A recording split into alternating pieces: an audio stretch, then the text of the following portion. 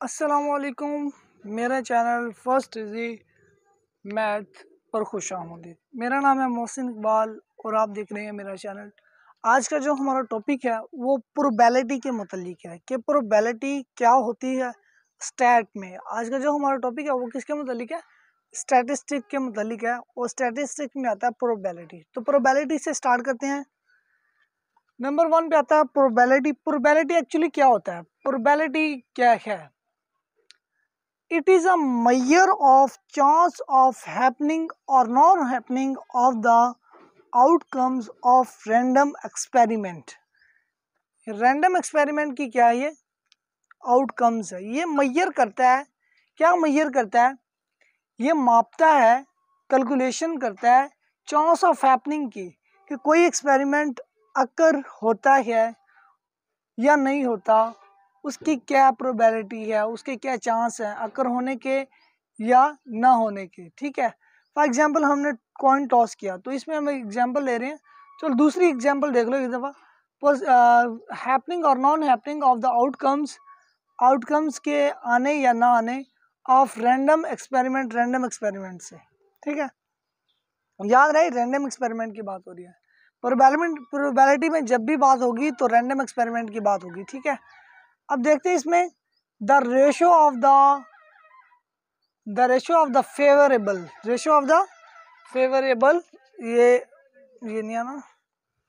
The ratio of the favourable outcomes to the total number of outcomes of an event. एक हमारे पास event होगा। Event से क्या मुराद है? अब इवेंट में मैं आगे जाके एक्सप्लेन करूंगा। तो अभी तक देखो, the ratio of the favourable outcomes to the total number of outcomes of an event is called probability. वो प्रोबेबिलिटी कहलाती है। फॉर एग्जांपल अब देखें, हमारे पास इसका फार्मूला होता है प्रोबेबिलिटी ऑफ ए यहाँ पर क्या हो, कोई भी इवेंट है, और एन क्या है? एन क्या? फेवरेबल आउटकम्स और नंबर, और एन ऑफ एस क्या है? मतलब टोटल नंबर ऑफ आउटकम्स।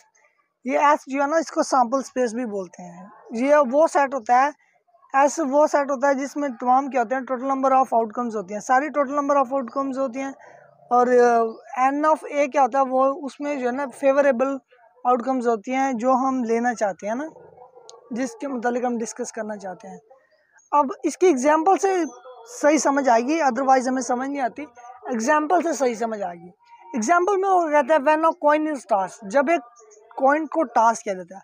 अब कॉइन को टास्क करना ये क्या है? हमारे पास एक इवेंट है। क्या है? एक इवेंट है। ये क्या है हमारे पास? ये क्या है हमारे पास? एक एक्सपेरिमेंट है। ठीक है, अब पॉसिबल आउटकम्स इसकी क्या होंगी? हेड और टेल इसकी क्या होंगी? दो पॉसिबल आउटकम्स होंगी। एक मरतबा कॉइन टॉस करेंगे तो क्या आएगा? या फिर हेड आएगा या फिर क्या आएगा? टेल। तो पॉसिबल आउटकम्स कितनी हुई? जो आउटकम्स आ सकती हैं, दो। ठीक है, अब find the probability of occurrence of head की प्रोबेबिलिटी क्या करो? फाइंड करो। तो हम सॉल्यूशन में क्या लिखेंगे? Let A be the event. अब ए क्या है? वो इवेंट है। इवेंट से मुराद वो चीज़ है जो हम फाइंड करना चाहते हैं, उसको हम इवेंट का नाम दे देते हैं। जिसकी प्रोबेबिलिटी हम फाइंड करना चाहते हैं उसको इवेंट का नाम दे देते हैं। अब लेट क्या है? ए बी द इवेंट। एक इवेंट है व्हेन हेड अकर, जब हेड जो है ना अकर होगा। एक इवेंट है, एक केस है जब हमारे पास क्या होगा? हेड अकर होगा। ठीक है, अब हमने क्या करना है? प्रोबेबिलिटी का ये formula, probability of A N of A over N of S. अब प्रोबेबिलिटी ऑफ ए क्या है? N of A over N of S, क्योंकि ए की प्रोबेबिलिटी फाइंड करनी है। तो एन ऑफ ए क्या है हमारे पास? अगर एन ऑफ ए की बात करें तो एन ऑफ ए क्या है? N of A number of favourable cases हैं, number of favourable outcomes. Number of favourable outcomes कितनी है हमारे पास? एक है। जो हम जिसकी प्रोबेबिलिटी हम फाइंड करना चाहते हैं वो क्या है हमारे पास? हेड है। हेड कितना है? एक है। तो हमारे पास क्या है? हेड एक है, तो इसका नंबर ऑफ ए कितना आ गया? एक। उसके बाद अगर एन ऑफ एस की बात करें, एन ऑफ एस में अब क्या है? एन ऑफ एस क्या होता है? Total number of outcomes. इसकी टोटल नंबर ऑफ आउटकम्स कितनी थी? हेड और टेल, यानी कि कितनी हुई? दो। तो ये एन ऑफ एस क्या आ गया हमारे पास? 2। तो प्रोबेबिलिटी ऑफ ए क्या हुआ हमारे पास? N of A over N of S is equal to 1/2। ये प्रोबेबिलिटी ऑफ ए आ गया। समझ में आ गया? उसके बाद हम चलते हैं ट्रायल की तरफ। सुनो ट्रायल क्या होता है? Single performance of any experiment is called trial. वो क्या कहलाता है? ट्रायल कहलाता है। सिंगल परफॉर्मेंस क्या है?